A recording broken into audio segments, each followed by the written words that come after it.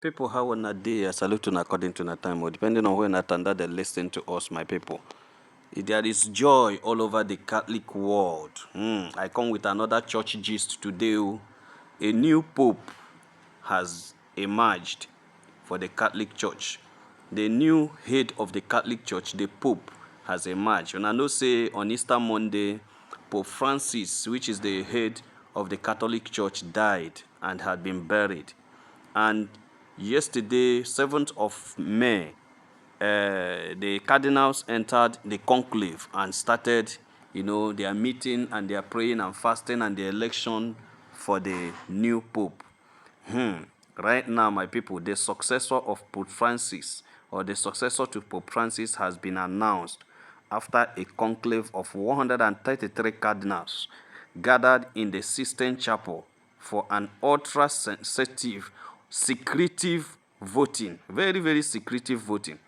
You understand? The 133 cardinals gathered in Sistine Chapel,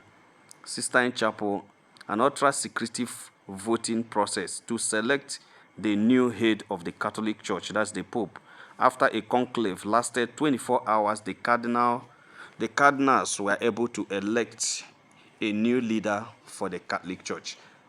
And this new leader was formerly the provost. They call him Robert Provost. That's Robert Francis. He's from America, and he was the Vatican provost or whatever.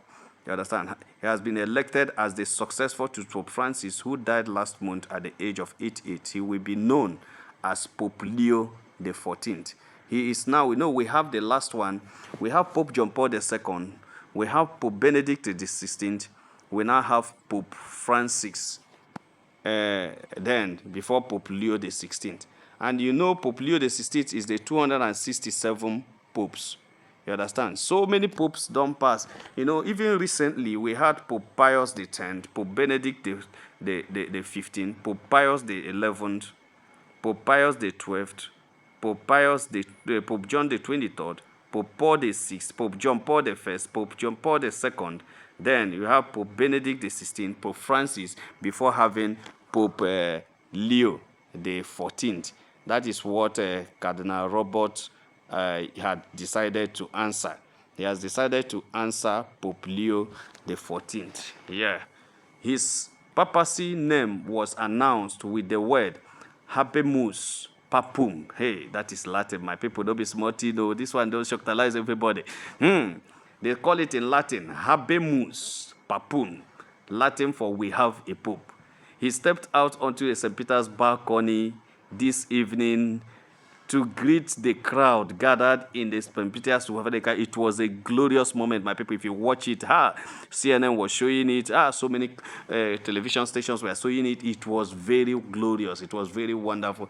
I can see the Catholic people very happy. You see, there is something about this Catholic Church that these pastors are not telling us. Every time they keep criticizing the Catholic Church, they are not Christian, but they are the most organized. Have you ever seen them go to court to settle a pope? I know a church that went to Supreme Court to decide their leader in Nigeria. Have you ever even seen them? Even when they had problem with their bishops and everything, they will fight, talk with everything, they will still organize and settle it. They will not see them go to court. They don't go to court to settle church issues. Yes, no matter how they do it, they find a way of settling their own. You understand? So this evening they elected him, and he will be the 267th pope. That means the Catholic Church has had 267 popes. These are the recognized ones, because there was a time they were having what they call anti-popes, in a situation where there were people contesting for it, but later they still settled it. To tell you how organized these people are, he will have spent the last hour so-called on the there were a series of jubilation at the Vatican today, with nuns, priests, cardinals, civilians, ordinary people, all in tears, the sign of white smoke billowing from the chimney of Sistine Chapel, indicating the new pontiff had been selected. Cardinals had returned to the Sistine Chapel this afternoon, Thursday, to resume voting for the new pope after the first conclave ballot failed to find a winner and sent black smoke billowing through the chapel's chimney.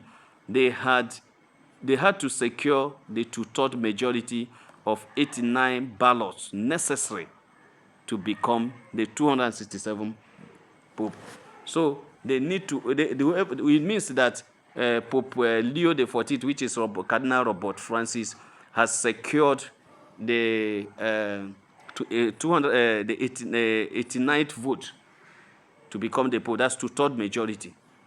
Casting and counting ballots for a new Pope have taken longer than expected on Wednesday evening because of the large number of cardinals participating in and the linguistic diversity. Say these cardinals come from different countries, linguistic diversity among them.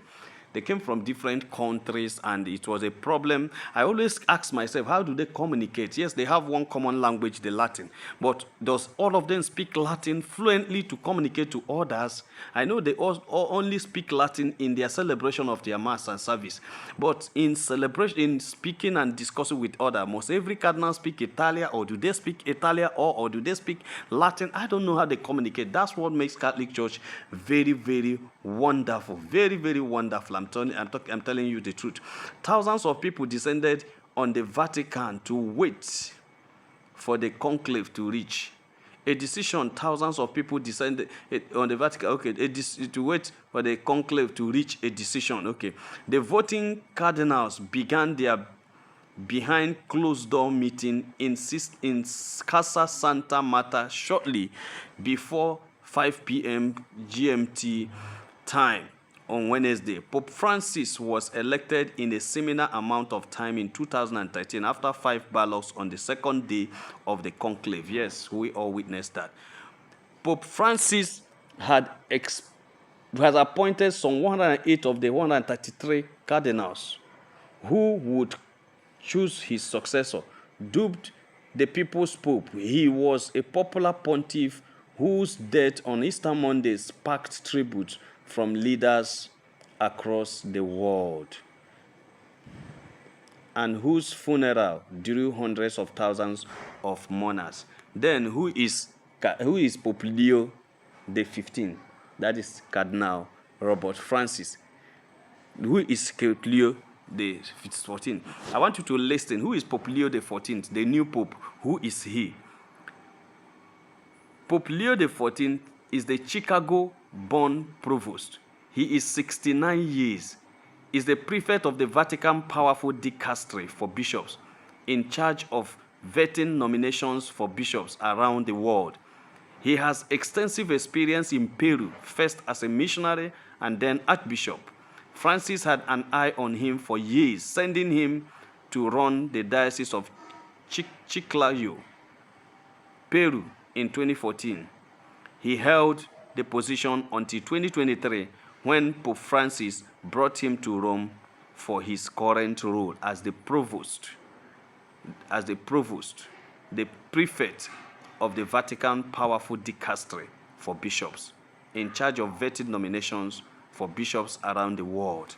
That's what he held since 2023 up till now. Congratulations, Papa. Congratulations, our Pope. Congratulations, the People's Pope. Congratulations, the Holy Pope. Congratulations, the head of the church in the world. Congratulations. We know God has given the church a new leader. God has given the church a new Pope. And God has given the church the successor of Peter. And this is the apostle of God, the number one apostle. And God is going to do a lot of things through him. Now, his election is peaceful, and we know the church will be peaceful, and we know the world will be peaceful. So we pray that Pope Leo the 14th will be a good Pope, and his intervention in the issues around the world will assist even the common people to breathe fresh air. And I know through him, God will intervene in the activities of this world. My people, now so the gist reach our table, I say make a Torchlight and Whittle. If you have not subscribed to our channel, please try to subscribe. All our returning subscribers will say, now well done, my people, now welcome. Make you have a nice day. Bye.